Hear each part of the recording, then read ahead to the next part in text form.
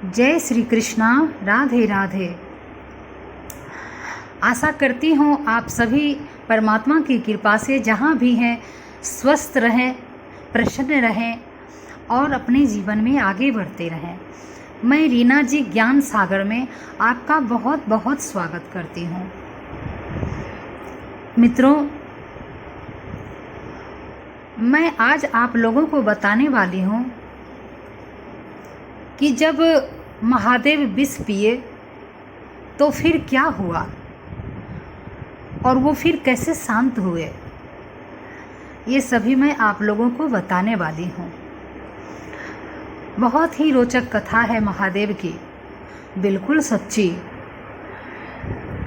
मित्रों, वीडियो में आगे बढ़ने से पहले मैं आप लोगों को बताना चाहती हूँ कि आप सभी मेरा परिवार हैं। मैं भक्त परिवार बनाना चाहती हूँ। तो अभी तक 483 भक्त परिवार हुए हैं। जो नया मेरे वीडियो पर आए हैं, मेरे चैनल पे आए हैं, वो सब्सक्राइब कर लें और भक्त परिवार को लंबा करें, जुड़े।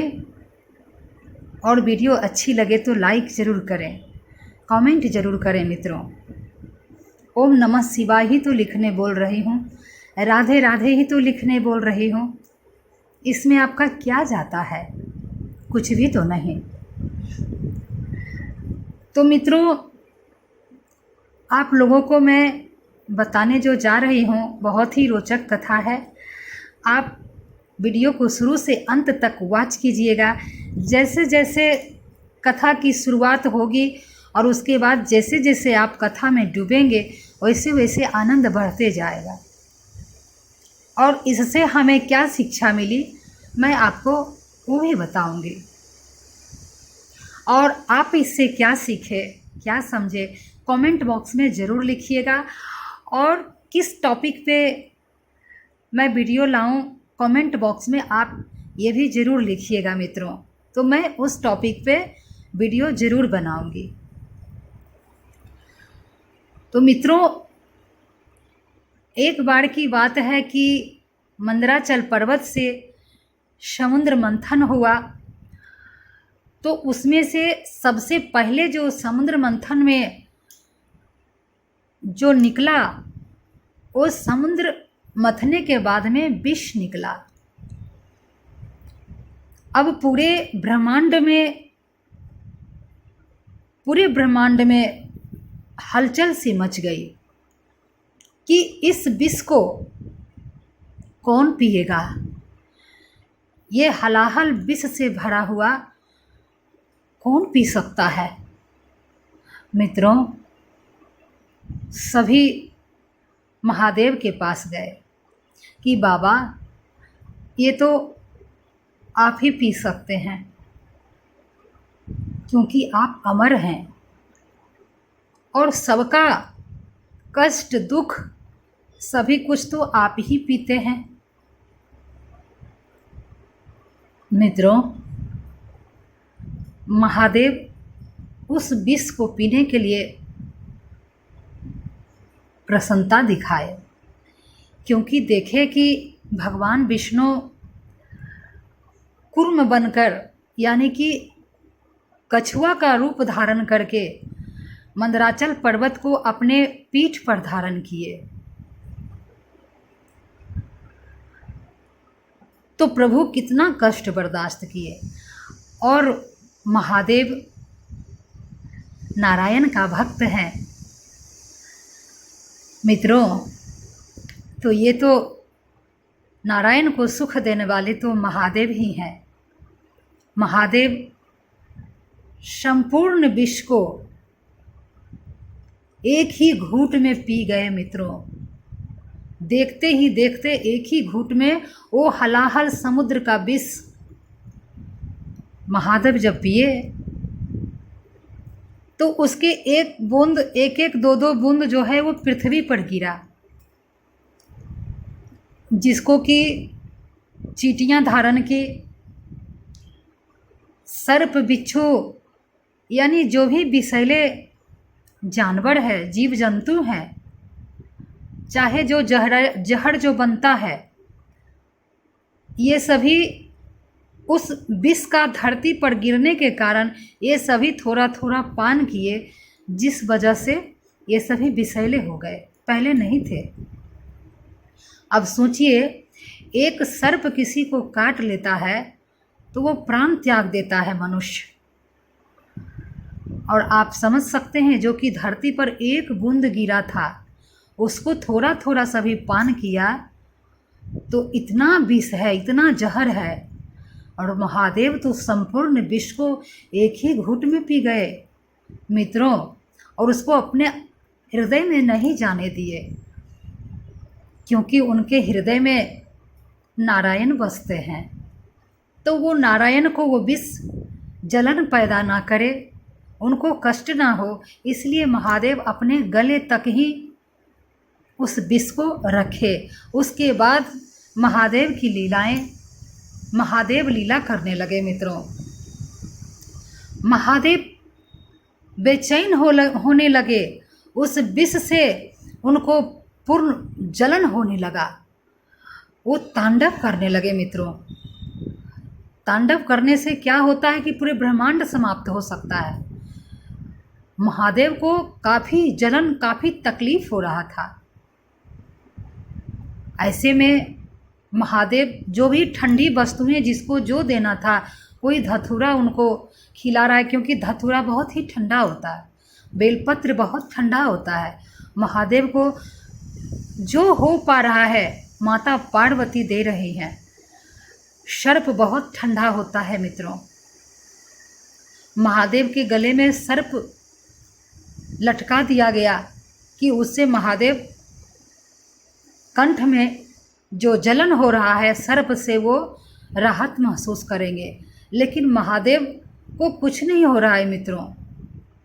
अब पूरे ब्रह्मांड में कोहराम सी मच गई, हलचल सी मच गई। सभी कहने लगा कि अब महादेव को कैसे शांत किया जाए। महादेव तो बेचैन हो रहे हैं, महादेव तांडव कर रहे हैं। ऐसे में उनको क्रोध आएगा तो सारा ब्रह्मांड ही नष्ट हो जाएगा। तो जिस ब्रह्मांड को बचाने के लिए महादेव विष धारण किए, आखिर इनके क्रोध से तो जल ही जाना है ब्रह्मांड को, तो कैसे शांत होगा। मित्रों, इंद्र आदि सभी देवता ब्रह्मा जी के पास गए। ब्रह्मा जी बोले कि इसका निराकरण तो नारायण ही कर सकते हैं। मित्रों, सभी देवता नारायण के पास आए और बोले, प्रभु, पूरा ब्रह्मांड में हलचल मच रहा है। महादेव बहुत गुस्से में है, क्योंकि उन्हें जलन हो रहा है। वो विष से हलाहल जो पात्र था, वो महादेव संपूर्ण पात्र एक ही घूंट में पी गए और अपने गले तक ही रखे हुए हैं। जो सृष्टि बचाने के लिए, जो संपूर्ण ब्रह्मांड को बचाने के लिए विष धारण किए, अब उनके क्रोध से संपूर्ण ब्रह्मांड जल जाएगा।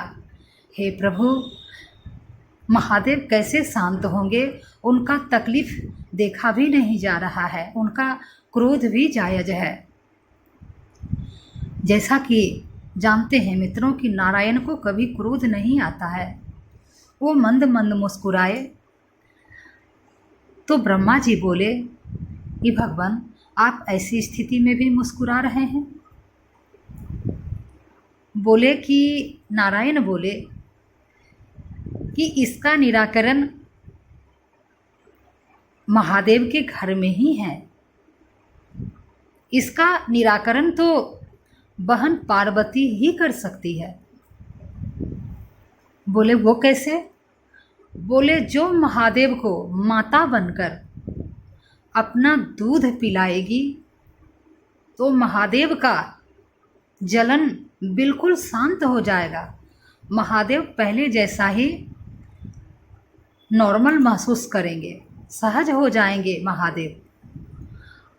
अब सभी देवताओं में अशांति बढ़ गई।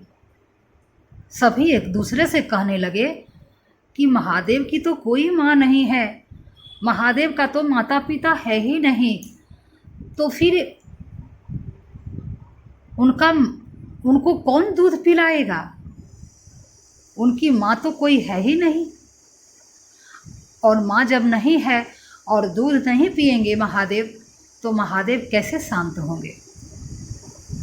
मित्रों, इंद्रदेव पूछे भगवान नारायण से कि भगवान आप ही बताइए, महादेव का माँ कौन बनेगा? उनको तो कोई माँ ही नहीं है उनका, तो फिर कैसे शांत होंगे? तो विष्णु भगवान प्रसन्न होकर बोले कि मैं शिवलोक जाता हूँ। वहाँ पर जाकर माता पार्वती से निवेदन किए कि हे बहन, महादेव अभी बहुत ही दर्द में है, बहुत ही तकलीफ़ में है, जिसके कारण वो क्रुद्ध हो रहे हैं। ऐसे में पूरा ब्रह्मांड नष्ट हो जाएगा, तो आप निराकरण कीजिए। पार्वती माता बोली, वो कैसे नारायण? बोले कि आप महादेव की माता बन जाइए।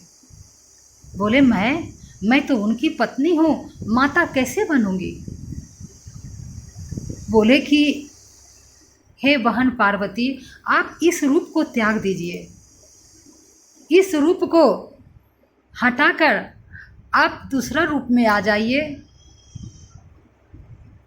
और महादेव को बालक बना दीजिए और उन्हें माता बनकर अपना दूध पिलाइए, तो महादेव शांत हो जाएंगे। पूरा ब्रह्मांड आप ही बचा सकती हैं पार्वती माता बोली कि मैं अवश्य महादेव की माता बनूंगी, लेकिन इस स्वरूप में तो नहीं, मैं अपना स्वरूप बदल लेती हूँ। मित्रों, पार्वती माता तारा का स्वरूप में आ गई। तारा माँ का नाम सुने हैं ना? माता तारा का रूप धारण कर ली माता पार्वती, और अपना मुख को छुपा ली। महादेव के सन्मुख जब गई है तो माता तारा काली का ही रूप धारण कहे जाते हैं, क्योंकि महाकाल को महाकाली ही शांत कर सकती हैं और महाकाली को महाकाल। तो तारा माँ का रूप धारण करके जब महादेव के पास गई है माता तारा, तो महादेव को अपने तंत्र विद्या से बालक बना दी और बालक बनाकर महादेव को अपने गोद में ली। और मित्रों, माता तारा उनको भरपेट दूध पिलाई। अपना स्तनपान जब करवाई माता तारा, महादेव धीरे धीरे शांत होने लगे। माँ का दूध अमृत होता है मित्रों, और बहुत ही ठंडा होता है, और वो तो मातेश्वरी है। तो माता तारा का रूप धारण करके महादेव को दूध पिलाई माता तारा, और उसके बाद महादेव जब बिल्कुल शांत हो गए, तब जाकर वो बड़ा रूप में फिर हो गए। जो शिव का रूप है उनका बड़ा स्वरूप, वो फिर से शिव के रूप में आ गए और माता तारा को प्रणाम किए। तब से कहा जाता है कि माता तारा महादेव की माता लगती हैं, और वो माता तारा का रूप धारण माता पार्वती ही की। माता पार्वती पहले काली का रूप धारण की, उसके बाद माता तारा की।